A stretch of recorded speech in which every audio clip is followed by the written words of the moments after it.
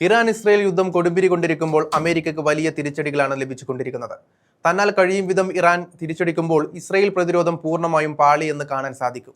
ഇറാനും ഇസ്രയേലിനും പുറമെ അമേരിക്കയുടെ സൈനിക താവളങ്ങളും അവരെ സഹായിക്കുന്ന പ്രതിരോധ കേന്ദ്ര സംവിധാനവും തകർക്കാൻ ഇറാന് സാധിച്ചിട്ടുണ്ട്.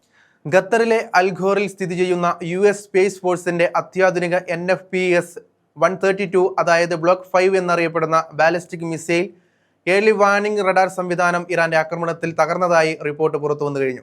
ഏകദേശം $110 കോടി അതായത് ഏകദേശം 10,000 കോടിയോളം രൂപ വിലമതിക്കുന്ന ഈ റഡാർ സംവിധാനം പശ്ചിമേഷ്യയിലെ അമേരിക്കയുടെ ഏറ്റവും വലിയ റഡാറുകളിൽ ഒന്നാണ്.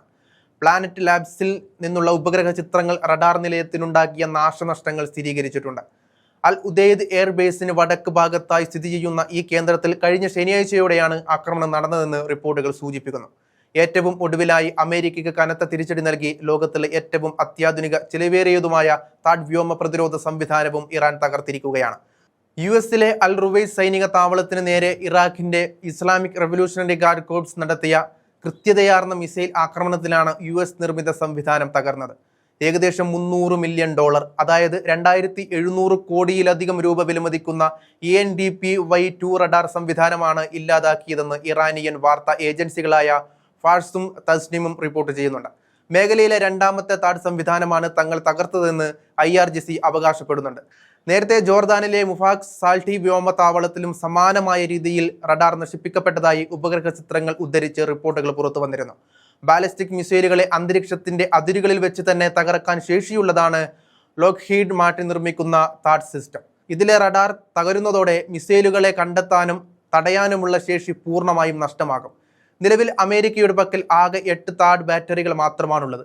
എന്നതിനാൽ ഈ നഷ്ടം തന്ത്രപരമായി വലിയ തിരിച്ചടിയാണ് എന്ന് പറയേണ്ടി വരും. മണിക്കൂറിൽ 9,900 കിലോമീറ്റർ വേഗത്തിലുള്ള ഇന്റർസെപ്റ്ററുകൾ ഉപയോഗിക്കുന്ന സംവിധാനത്തിന്റെ ഓരോ മിസൈലിനും $13 മില്യൺ വില വരും. താഡ് റഡാറുകൾ പ്രവർത്തനരഹിതമായതോടെ പ്രതിരോധ ചുമതല പാട്രിയറ്റ് മിസൈൽ സംവിധാനങ്ങളിലേക്ക് മാറിയിരിക്കുകയാണ്. എന്നാൽ പാട്രിയറ്റ് മിസൈലുകളുടെ സ്റ്റോക്ക് പരിമിതമാണെന്നത് അമേരിക്കയെയും സഖ്യകക്ഷികളെയും ആശങ്കയിലാക്കുന്ന ഘടകമാണ്. ഇസ്രയേലിന് പുറമെ അമേരിക്കയും സൈനിക താവളങ്ങളും അവരെ സഹായിക്കുന്ന പ്രതിരോധ കേന്ദ്ര സംവിധാനവും തകർക്കാൻ ഇറാന് സാധിച്ചിട്ടുണ്ട്. മേഖലയിലെ മിസൈൽ പ്രതിരോധ സംവിധാനത്തിന്റെ നട്ടെല്ല് എന്നാണ് സൈനിക വിദഗ്ധർ ഈ റഡാറിനെ വിശേഷിപ്പിക്കുന്നതെന്ന് വാർത്താ ഏജൻസികൾ റിപ്പോർട്ട് ചെയ്യുന്നുണ്ട്. അയൽ രാജ്യങ്ങളുടെ ഉൾപ്രദേശങ്ങളിൽ നിന്ന് തൊടുത്തുവിടുന്ന ബാലിസ്റ്റിക് മിസൈലുകളെ പോലും വിക്ഷേപണ സമയത്ത് തന്നെ തിരിച്ചറിയാൻ കഴിയുന്ന 5,000 കിലോമീറ്റർ പരിധിയാണ് ഇതിനുള്ളത്. ലോകത്ത് ഇത്തരത്തിലുള്ള 6 റഡാറുകൾ മാത്രമാണ് നിലവിലുള്ളത്. 3 വശങ്ങളിലായി ഘടിപ്പിച്ചിട്ടുള്ള 360 ഡിഗ്രിയിൽ നിരീക്ഷണം നടത്താൻ ഇതിന് സാധിക്കും. ഇത് തകർന്നതോടെ ഇറാനുമേലുള്ള അമേരിക്കയുടെ ശക്തമായ നിരീക്ഷണ സംവിധാനമാണ് തകർന്ന് തനിപ്പണമായത്. ഈ റഡാർ സംവിധാനത്തിന്റെ തകർച്ച US സെൻട്രൽ കമാൻഡിന്റെ പ്രതിരോധ ശേഷിയെയും നിരീക്ഷണ പാടവത്തെയും സാരമായി ബാധിച്ചിട്ടുണ്ട്. ബാലിസ്റ്റിക് മിസൈലുകളെയും ബഹിരാകാശ വസ്തുക്കളെയും നിരന്തരം നിരീക്ഷിക്കുന്ന ഈ സംവിധാനം മിസൈൽ വേദ സംവിധാനങ്ങളായ താഡ്, പാട്രിയറ്റ് എന്നിവയ്ക്ക് ആവശ്യമായ വിവരങ്ങൾ നൽകുന്നതിൽ നിർണായകമാണെന്നും പറയുന്നുണ്ട്.